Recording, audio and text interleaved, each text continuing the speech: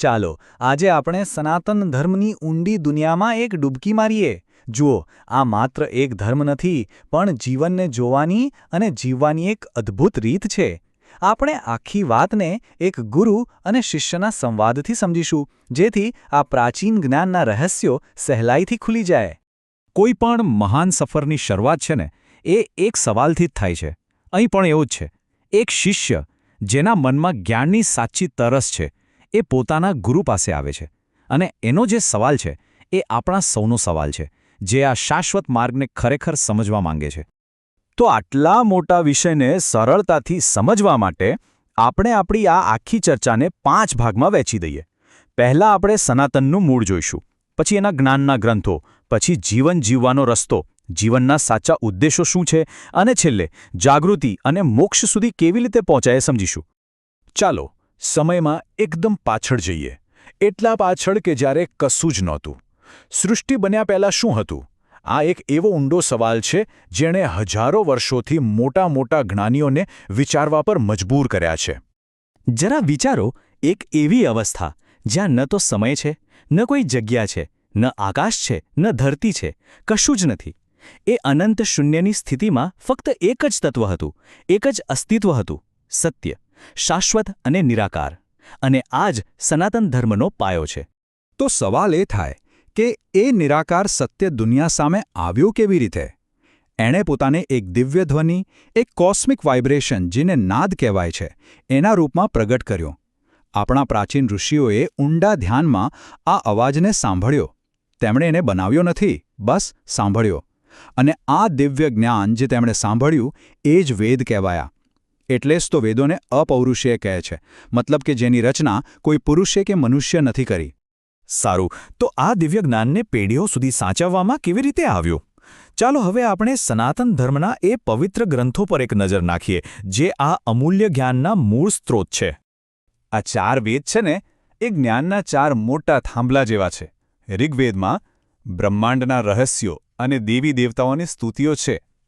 યજુર્વેદ આપણને યજ્ઞ અને કર્મો કેવી રીતે કરવા એનો રસ્તો બતાવે છે. સામવેદ એ જ મંત્રોને સંગીત અને ભક્તિનો સુંદર સ્વર આપે છે. અને અથર્વવેદ આપણા રોજિંદા જીવન, સ્વાસ્થ્ય અને સમાજને સંતુલિત રાખવા માટેનું જ્ઞાન આપે છે. હવે વેદોનું જ્ઞાન ખૂબ જ ઊંડું હતું. એને વધુ સરળ રીતે સમજાવવા માટે ઉપનિષદોની રચના થઈ. ઉપનિષદનો સીધો મતલબ જ એ થાય કે ગુરુની પાસે બેસીને જ્ઞાન મેળવવું. અને આ બધા ઉપનિષદોનો સાર ફક્ત એક વાક્યમાં સમાયેલો છે: તત્વમસી, જેનો અર્થ થાય છે તે તું જ છે. પણ આ તે તું જ છે નો સાચો મતલબ શું? ઉપનિષદ આપણને શીખવે છે કે આપણે જ્યાં શરીર જોઈએ છીએ એ આપણે નથી. આપણી અંદર એક આત્મા છે જે અમર છે. એ ક્યારેય જન્મતો નથી અને ક્યારેય મરતો પણ નથી.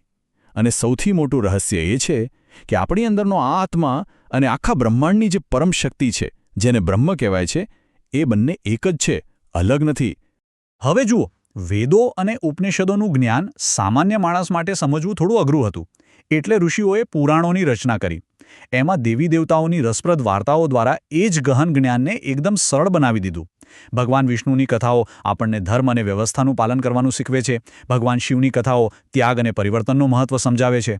અને દેવી શક્તિની કથાઓ આપણને હિંમત અને કરુણાનો પાઠ ભણાવે છે.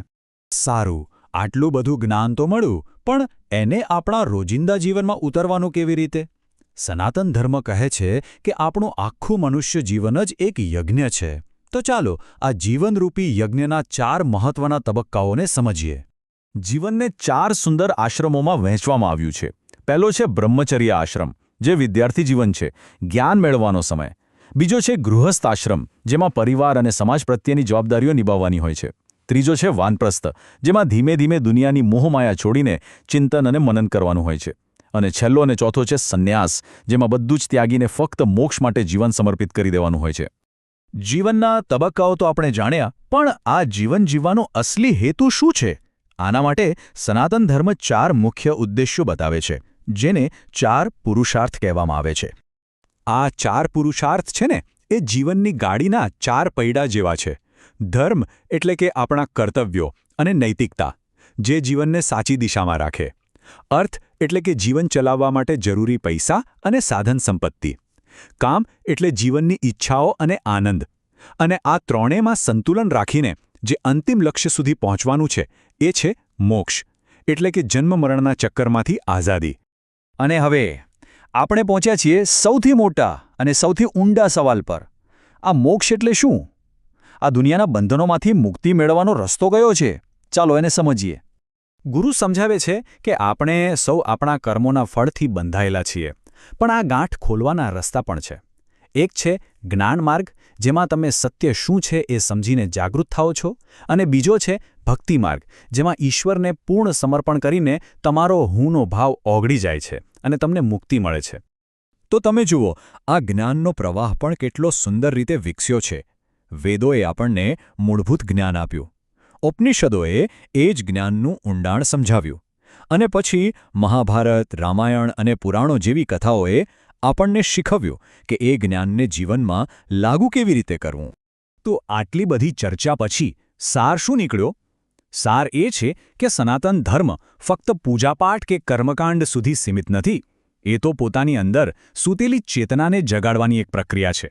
આ એક એવી યાત્રા છે જે બહાર નહીં પણ આપણી અંદર જ કરવાની છે. અને અંતે ગુરુ શિષ્યને જે કહે છે એ જ સનાતન ધર્મનો આત્મા છે. ઈશ્વરને મંદિરોમાં કે મૂર્તિઓમાં બહાર શોધવાની જરૂર નથી, એને પોતાની અંદર શોધો.